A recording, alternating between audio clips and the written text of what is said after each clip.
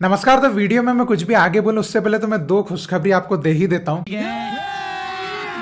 अभी मजा आएगा ना भिड़ो। सबसे पहला तो हमारी रैंक बढ़ गई है भैया। जो हमारी असीम इच्छा होती है कि हमारी रैंक जो है वो 100 के अंदर आए, तो उसके नजदीक हम थोड़ा सा आ गए हैं। तभी देखते हैं कि वहां पर हम कब तक बने रहते हैं। तो ये खुशखबरी। दूसरी खुशखबरी ये कि एक लाइक बनता है पहले तो Sunil Chhetri captain leader legend के लिए, क्योंकि वो बन चुके हैं अब पूरी दुनिया के, है ना, 5th leading goal scorer, international goal scorer 5th number पे पूरी दुनिया में।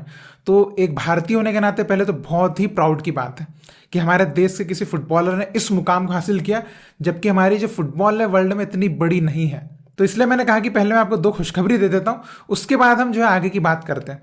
तो अब हम बात करते हैं इस मैच की। तो सबसे पहले किर्गिस्तान जो है, किर्गिस्तान की हाइप बहुत ज़्यादा थी और म्यांमार के अगेंस्ट ही हम देख के थोड़ा बहुत समझ गए थे कि यार उतनी बेटर किर्गिस्तान नहीं लग रही। और उन लोगों को मैं खास कहना चाहूँगा जो ये कह रहे थे कि किर्गिस्तान मेन प्लेयर नहीं है, उनकी बी टीम होगी, ए टीम नहीं है। भाई देखो, उनके कुछ ही की प्लेयर्स इसमें नहीं आए हैं, बाकी पूरी वही टीम है। पहली बात तो ये होगी, ठीक है। तो अगर फिर भी आपको यही लग रहा होगा कि नहीं उनकी ये ऐसी टीम है वैसी टीम है, निकल लो उनके साइड से, खड़े हो जाओ, उनके साइड से खेल लो, उनके साइड से सपोर्ट कर दो, ठीक है। खुशी मिल जाएगी इससे आपको, तो ठीक है, उससे हमको भी खुशी मिल जाएगी भी, ठीक है। अब हम बात करते हैं एकदम मैच के स्टार्टिंग से। सबसे पहले लाइनअप। तो लाइनअप में जो प्रीतम कोटाल को डाला गया था उससे काफी लोग मुझे बिल्कुल नाराज नजर आ रहे थे कि क्यों डाल दिया, ठीक है। एक उससे, और जो है स्ट्राइकर, एक तो 4-4-2 फॉर्मेशन में थापा को आप स्ट्राइकर कैसे खिला सकते हैं, ये थोड़ा सा अटपटा टाइप का लगा। बाकी तो चलिए ठीक है, ठीक है। तो इसमें देखिए सबसे पहले इन्हीं प्लेयर के परफॉर्मेंस की बात करें तो थापा, सच में थापा को उस जगह पे खिलाना बहुत ही बड़ा, मतलब कि बोलेंगे बहुत बड़ी बेवकूफ़ी थी। सबसे पहले क्लियरली, ठीक है, उसमें कोई डाउट की बात ही नहीं है। वहां पे थापा को नहीं खिलाना था, ठीक है। पहले से किसी और को डालते वो भी चलता। और प्रीतम कोटाल की साइड से बोलेंगे तो देखिए प्रीतम कोटाल की साइड से बेशक आपको गलतियां देखने को मिली, लेकिन ओवरऑल गेम में प्रीतम कोटाल जो है कुछ कुछ टाइम में उन्होंने कुछ अच्छा डिफेंस, अपना जो वर्क है, डिफेंसिव ड्यूटी जो बोलते हैं, वो अच्छे से निभाई भी। हालांकि कुछ टाइम पे उन्होंने गलतियां करी है। एक तो जो एक है ना छक्का मारा था डबल माले पे, एक तो वो सबको याद ही है, ठीक है। एक जो उन्होंने है ना एक अजीब सा उन्होंने पैर अड़ा के गिराया था जिसपे येलो कार्ड उनको मिला, वो भी सबको याद है। और एक जो उन्होंने क्लियरेंस जो है वो अपोनेंट को दे दिया और वहां पे फिर जो है एक, है ना, एकदम पेनाल्टी हो सकती थी, तो एकदम लाइन पे जो है वो हैंडबॉल हुआ और वहां से फ्री किक मिली। तो ये कुछ जो बड़ी मिस्टेक्स उनके साइड से हुई थी, है ना। तो ऑलमोस्ट ऐसी ऐसी मिस्टेक्स थी वो दो, तो जिसमें दोनों ऑलमोस्ट पेनाल्टी हो सकती थी, एकदम लाइन के पास गिराया था। तो ऐसी जो कुछ मिस्टेक्स है प्रीतम कोटाल की साइड से हमको मिली है देखने को, तो इससे आप समझ सकते हैं कि, है ना, उनसे बेटर है हमारे पास खिलाड़ी उस पोजीशन पे। फिर दूसरा हम बात करते हैं जैसे थापा की। तो थापा भाई एक मिडफील्डर, आप उनको खिलाते हो स्ट्राइकर पे, वो बिल्कुल सपोर्ट दे ही नहीं पा रहे, छेत्री को नहीं दे पा रहे। वो जो होता है ना, जैसे मनवीर छेत्री के साथ खेलते हैं, एक टाइम पे रहीम अली भी बोल दूंगा मैं, रहीम अली भी जब छेत्री के साथ खेलते हैं तो वो, है ना, सपोर्ट दे पाते हैं। लेकिन थापा का कोई एंगल नहीं हुआ सपोर्ट उनको देने का, ठीक है। कोई आप बोल सकते हो कि सपोर्टिव लग रहा है, मुझे नहीं लग रहे थे जिस तरीके से होना चाहिए सुनील छेत्री के साथ एक सपोर्टिव की, एक है ना सेकेंडरी रोल एक निभा उनके साथ, ताकि छेत्री को खेलने का मौका मिले। तो वहां पर छेत्री आपको मौका दे रहे हैं लेकिन आप जो है उनका सपोर्ट पे आ ही नहीं पा रहे हो ताकि आप बॉल ले सको, ये हो रहा था, ठीक है। तो ये कुछ मेरे को इनके हिसाब से ये लगा। बाकी फिर अगर आप देखेंगे तो भाई झिंगन, आकाश मिश्रा, अनवर अली, जो भी बोले, मतलब डिफेंस, प्रीतम कोटाल भी डिफेंस भाई बहुत अच्छी करी है। और उनमें खासकर झिंगन और अपने आकाश मिश्रा ने खतरनाक डिफेंस, और भाई झिंगन ने तो फिर गोल भी मार दिया। और आपको पता कि कायदे से तो हम 2-0 से ज्यादा गोल मार सकते थे, आपने देखे ना, हमने मिस भी करे। वो जो छांगटे के 2 रन आपको याद ही है, वो आप कभी नहीं भूलोगे। वो 2 रन इतने कमाल रन भाई ने बनाए थे और इतना अच्छे क्रॉसेस भी डाले थे, डिलीवरी भी बहुत शानदार, बहुत ही मजा आ गया था, लेकिन उसमें फिनिश नहीं हो पाई। तो आज आप पूरा बोल सकते हो छेत्री आउट ऑफ फॉर्म थे, पूरा आउट ऑफ फॉर्म थे। बस वो पेनाल्टी उन्होंने कन्वर्ट कर दी, उसके लिए बहुत अच्छा, क्योंकि एक रिकॉर्ड भी बनाया उन्होंने। बाकी पूरा आउट ऑफ फॉर्म गेम चल रहा था, ये क्लियरली दिख रहा था हमको। तो इस चीज के ऊपर थोड़ा, है ना, ये इगोर स्टिमिच को ये चीज अब समझना पड़ेगा कि चीजें दिख रही है ना, कि अगर आपके पास छेत्री के अलावा आपके पास दूसरा उनके साथ देने के लिए सपोर्ट नहीं रहेगा तो भाई बहुत खलेगा। क्योंकि छेत्री को आप टारगेट मैन भी बना देंगे, छेत्री से आप वर्क भी करवाना चाहेंगे, अकेला इंसान दोनों काम कैसे करेगा, वो दिख गया, नहीं कर सकते। मैं कोई बोतल से निकला हुआ भूत हूँ कि एक के बाद एक काम देते जा रहे हो। तो अब इतना तो समझ आ ही गया होगा कि ऐसी कंडीशंस में आपके पास एक ही ऑप्शन है और वो है ईशान पंडित। कल अगर हम वही बात कर रहे थे कि भाई ईशान पंडित होता तो मे भी वो भी गोल मार सकता था, ऐसी सिचुएशंस बनी थी, ठीक है। तो मिड आप बोलेंगे तो मिड अपनी उतनी नहीं चली, जितनी आप एक्सपेक्ट कर सकते थे उतनी भी नहीं चली, मिड उतनी नहीं चली, क्लियरली है, ठीक है। आप ऐसा जरूर बोल सकते हैं कि हाँ, है ना, कभी कभी पोजिशनिंग उनकी बहुत अच्छी थी जिसकी वजह से किर्गिस्तान के सेकंड हाफ में बोल सकते कि अटैक थोड़े से रुके या फर्स्ट हाफ में भी अटैक रुके कुछ कुछ सिचुएशंस पे। बाकी ओवरऑल मिड से जो है ना गेम बनना चाहिए, जो पासेस निकलना चाहिए, वो चीजें हमको कहीं ना कहीं उतनी खास नहीं लगी। ज्यादा डिफेंस से बॉल सीधे डल रही थी विंग्स की तरफ, इस टाइप का हो रहा था, या फिर है ना डायरेक्ट चैनल्स पे चल रही थी बॉल, वाइड चैनल्स में, इस तरीके का गेम हो रहा था। बीच में से तो आपको पता है बीच में से उतना चला नहीं। बाकी ब्रेंडन ने जो वो एक लिया था फ्री किक, बाकी ब्रेंडन का परफॉर्मेंस मुझे हालांकि काफी अच्छा लगा। फिर सेकंड हाफ में सुरेश का भी परफॉर्मेंस में अच्छा लगा था। फर्स्ट हाफ में सुरेश का परफॉर्मेंस उतना सही मतलब मेरे को नहीं लगा था, सेकंड हाफ में अच्छा लगा था। जैक्सन नहीं दिख पाया उतना, तो बिल्कुल रोहित कुमार का जो चेंज हुआ था बहुत सही हुआ था, है ना। और जो सब्सटीट्यूट हुआ था तो बहुत ही अच्छे हुए थे, मतलब साहल भी आए, बहुत अच्छा खेले, महेश आए, 4 चांद लगा दिए, पेनाल्टी विन करी। वो बंदा तो भाई, वो बंदा तो अभी से ना लेजेंड बनने की राह पे चलना चालू हो गया आते से, ठीक है। 2 मैच खेले, दोनों मैच में इंप्रेस, सबको एकदम फ्लैट करके, हाँ लो भैया मैं तो अच्छा खेलूंगा, आपको जो करना है करो, मैं अच्छा ही खेलूंगा, ठीक है, ये बता दिया महेश सिंह ने, ठीक है। तो ये बहुत ही मतलब एक क्वालिटी प्लेयर हमको मिला आईएसएल के थ्रू, मतलब ऐसा बोल सकते हैं आईएसएल से क्या मिला। तो देखो भैया ऐसे कुछ प्लेयर्स हमको मिले जो वहां पे है ना ग्रो हुए, हमारे इंडिया टीम के लिए मिले, इस तरीके से आप बोल सकते हो। तो ये कुछ है ना अच्छी बातें हुई। और गेम प्ले की बात मैंने बताया, हमारा जो था कि भाई अटैकिंग फुटबॉल खेलना है। स्टार्ट हमने बहुत ही अच्छा किया था, स्टार्ट बहुत अच्छा किया था, गोल मारने तक काफी अच्छा फुटबॉल हमने खेला, ऑलमोस्ट ऐसा बोल सकते हैं। गोल मारने के बाद सीधे खत्म, एकदम पीछे चले गए, बस पार्क कर दी, ऑलमोस्ट इस टाइप का ही कर दिया था।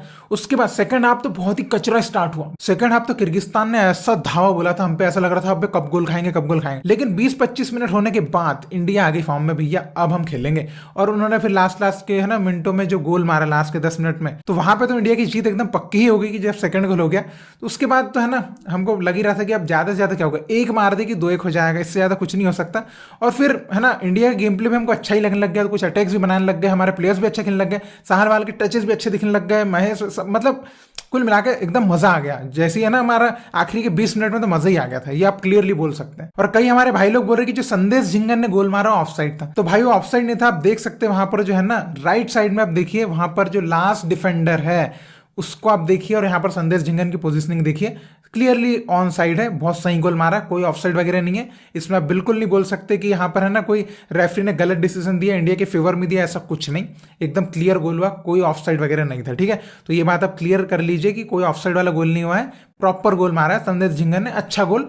और यहाँ पर आप अपनी इंडिया टीम के ट्रेनिंग ग्राउंड रूटीन जो है उसकी तारीफ कीजिए, कितना अच्छा डिलीवरी करी मतलब कि ब्रेंडन फर्नांडिस ने, और कितना सही रन पकड़ा अपने संदेश झिंगन ने, और उतनी क्वालिटी फिनिश दे पाए वो, तो ये बहुत तारीफ के काबिल बात है। तो इन 2 मैचेस से हमको काफी चीजें समझ में ये आई कि सबसे पहले तो हमारे पास जो स्ट्राइकर में कमी लग रही है वो अभी भी लगी रही है ना, वो अभी भी उसका सॉल्यूशंस जो है वो निकल नहीं पा रहे हैं। तो सिंपल सी बात है, आपको ईशान पंडित को ट्राई करना ही पड़ेगा, क्योंकि आपके पास देखिए प्रॉपर स्ट्राइकर में आप बोलेंगे तो एक मनवीर भी है, तो इनको ट्राई करना पड़ेगा। आप इनको विंग्स पे और यहीं खिलाएंगे तो आप वो चीज कभी मिल ही नहीं पाएगी। और हमारे पास जब आपको पता है कि है हमारे पास ईशान पंडित, तो ट्राई तो करिए, अब ट्राई तो करिए, थोड़ा थोड़ा ट्राई करिए, पूरा 90 मिनट नहीं, थोड़ा तो ट्राई करिए। आप तो बाहर ही बिठा के ना स्क्वाड में तक नहीं लिया, क्या बोले इससे ज्यादा। आशीष राय, बिल्कुल अगली बार आशीष राय नहीं आया ना, नहीं आया फिर पक्का बोल देना दोगलापन हो रहा है सिलेक्शंस में। आशीष राय भाई बिल्कुल डिजर्व करता है। Pritam Kotal, Rahul Bheke are not at the level of Ashish Rai, simple सी बात है, क्लियरली बोल रहा हूं ये तो मैं, नहीं है उस लेवल पे, साइड बैक पोजीशन पे नहीं है। और भाई इंडिया की मिडफील्ड बिल्कुल काम करना है, इंडिया की मिडफील्ड पे है ना, मिडफील्ड पे काम करना है, पासेस हमको चलाना है, पासेस ही नहीं चलते, बॉल कंट्रोल ही नहीं चलता भाई, ये है ना गेम हमारे कंट्रोल में दिखता ही नहीं है, थोड़ा सा दिखता है 5 मिनट फिर अनकंट्रोल, फिर है ना अपोनेंट के पास चला जाता है। तो ये चीजें हमारे साथ क्यों हो रही है, ये चीजें भाई स्टेबल रहना चाहिए ना, कि भाई गेम कंट्रोल में रहना चाहिए, पासेस चलना चाहिए, चलते ही नहीं है ना, तो वो चीज की कमी चल रही है। चलो एक इगोर स्टिमिच ने बोला है कि भाई अभी हम बॉल पोजीशन पे नहीं, हम लोग मिड प्रेस और है ना काउंटर्स पे खेलना चाह रहे हैं, बिकॉज ऑफ एशिया कप के लिए वैसी प्रिपरेशन कर रहे हैं, ठीक है समझ में आता है। लेकिन भाई कम से कम थोड़ा तो गेम ऐसा लगे ऑर्गेनाइज्ड गेम चल रहा है, गेम ना प्लान के अनुसार चल रहा है, ऐसा लगता है ऐसे एकदम है ना 5 मिनट 10 मिनट चलेगा बहुत से, ऐसा लगता है अगर इंडिया क्या खेल रही है, 10 मिनट ऐसा कचरा होता है, ऐसा लगता है कि यार कहाँ चली गई इंडिया, कहाँ हो गया, बोर कर रहा है ना, एकदम पूरा उथल पुथल गेम, ऊपर नीचे गेम। तो वो चीज जो है ना एक थोड़ी सी स्टेबिलिटी तो एटलीस्ट चाहिए, तभी तो थोड़ा मन बना रहेगा ना, तो वो चीज की बिल्कुल जरूरत है। तो पासिंग बिल्डअप प्ले ये थोड़ा बिल्कुल एकदम काउंटर्स पे या बस विंग्स के थ्रू ही भागना है, विंग्स के थ्रू भाग के भी कितना मतलब आपके निकल भी रहे क्रॉसेस, तो भाई बीच में इधर आपके स्ट्राइकर तो है ही नहीं, है ना, तो वो भी एक दिक्कत है। तो ये इन चीजों पे तो भाई बिल्कुल वर्क करना है। तो इगोर स्टिमिच को यही सोचना चाहिए कि कैसे थोड़ा बहुत भी पासिंग है ना बिल्डअप प्ले करने की कोशिश, मतलब पासिंग वगैरह थोड़ा बहुत इतना तो ट्राई कर सकते हैं, क्योंकि अभी हमारे को वर्ल्ड कप क्वालिफायर बोले, inter continental, kings cup, merdeka cup, इनमें ऐसे लुल्लू पुंजू तो मिलेंगे नहीं, अच्छी अच्छी टीम्स मिलेगी। उसके अगेंस्ट कैसे खेलेंगे? क्या ऐसे बस पार की करेंगे या अटैकिंग ही खेलेंगे तो पीछे फिर गोल खा लेंगे? कुछ तो दिक्कत ही है ना। मिड नहीं चलेगी, मिड खाली रहेगी तो उनकी अपोनेंट ही खेल लेगा, हम क्या करेंगे? हम खाली बस अटैक और डिफेंड ही करेंगे, हमारा गेम कहाँ चलेगा? तो कुछ थोड़ी सी बातें हैं, तो हमको बिल्कुल उनके ऊपर तो गौर करना पड़ेगा। और काफ़ी प्लेयर्स हमको, पोटेंशियल प्लेयर्स इस फ्रेंडलीज के थ्रू मिल गए, ये बहुत ही अच्छी बात है कि अब जो है हम, है ना, अगले मैचेस में हमको रहेगा कि हाँ इन पोजीशन पर हमारे पास प्लेयर्स हैं, और अगर कोई अच्छा करेगा आईएसएल में मे बी आगे और, तो उनको ले सकते हैं, बस यही हो सकता है। तो बाकी देखिए, वैसे तो बहुत खुशी की बात है भाई, हमने किर्गिस्तान को हराया, अच्छी रैंक की टीम का, हमारी रैंक भी बढ़ गई, और है ना, मतलब इन फ्रेंडली से हमारे को तो बहुत ही फायदा हुआ, है ना। प्लेयर्स हमको मिले वो भी फायदा हुआ, रैंक बढ़ी वो भी फायदा हुआ, और इंडिया टीम ने एक ट्रॉफी भी अपने नाम करी, जो ट्राई नेशन सीरीज है वो भी, उसका भी फायदा हुआ। तो कुल मिला के मजा बहुत आया, है ना। तो मुझे जो कहना था मैंने तो कह दिया, अब मैं आपकी राय जानना चाहूंगा, आप क्या कहना चाहते हैं ट्राई नेशन सीरीज पूरा ओवरऑल, इसके बारे में आप क्या कहना चाहते हैं? प्लेयर्स की क्वालिटी को लेकर क्या कहना चाहते हैं, हमारे गेम प्ले को लेकर? और फैंस की तारीफ मैं करना भूल गया, तो फैंस की बिल्कुल तारीफ, मणिपुर के जो फुटबॉल फैंस भाई लाजवाब, क्या कमाल आपकी फॉलोइंग है, मतलब क्या सपोर्ट करने आए थे आप। तो बिल्कुल, है ना, बहुत खुशी मिली इस चीज़ को देखकर। आई होप कि हमारे भारत के हर जगह पे एक दिन ऐसा आए कि हमको इसी तरह की फैन फॉलोइंग देखने को मिले। बाकी आपके विचार जो भी इस टूर्नामेंट को लेकर, टीम को लेकर, आप जरूर कमेंट में लिख के बताइएगा, और इसी तरह भारतीय फुटबॉल को सपोर्ट करते रहिए। बहुत बहुत शुक्रिया वीडियो देखने के लिए। जय हिंद, जय भारत।